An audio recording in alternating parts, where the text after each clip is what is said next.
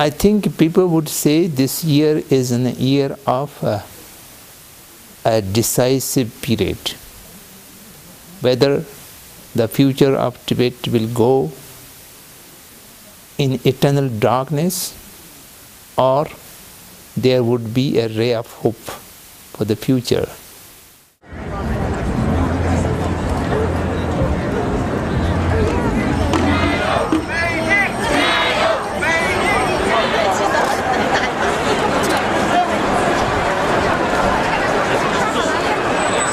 Where's the torch? I don't know where the torch is. There's rumors that it may be going out on a boat for a little ride in the bay. Okay, so they're starting the torch at Makobi Cove, which is basically SBC Park.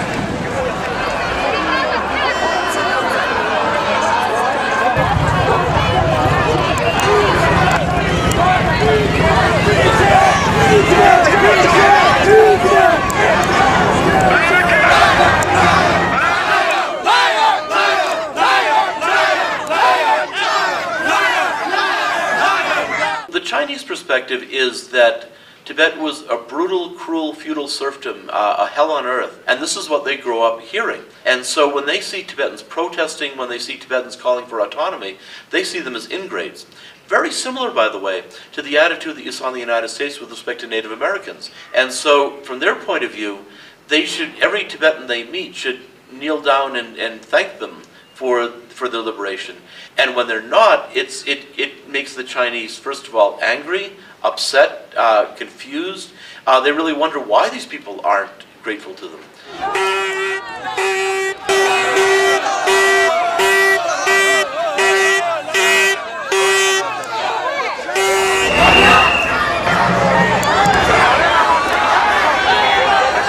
I feel like the torchbearers are separated in different places. The idea is it starts at SBC Park and goes along the waterway. Ashby said they're all in buses, kind of parked, like there's people there. He's on a special torchbearer bus, and Do you know where? still at the Hilton. Okay. So What they did they say? haven't moved an inch.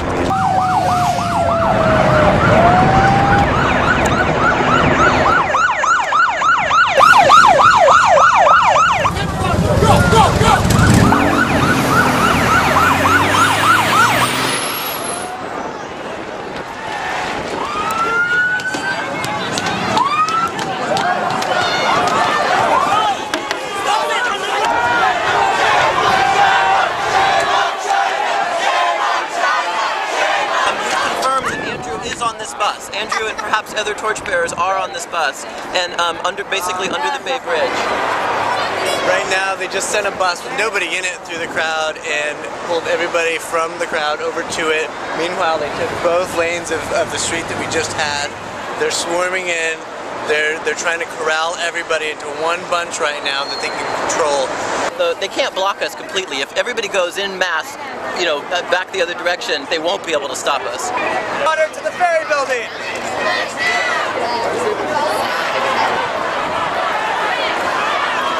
Was there a story of something happened in your life that caused you to want to do something like climb the Golden Gate Bridge? I'm willing to put my life, on the line for something that I care about, for something that a lot of people care about, and for the people that don't have a voice. How do you feel about the inconvenience factor of what you did? Well, a longer commute for someone in one day out of their life has no comparison to anything that's going on to these people in Tibet. So their commute on the Golden Gate Bridge is not a life or death situation. Yeah. What's going on in Tibet is.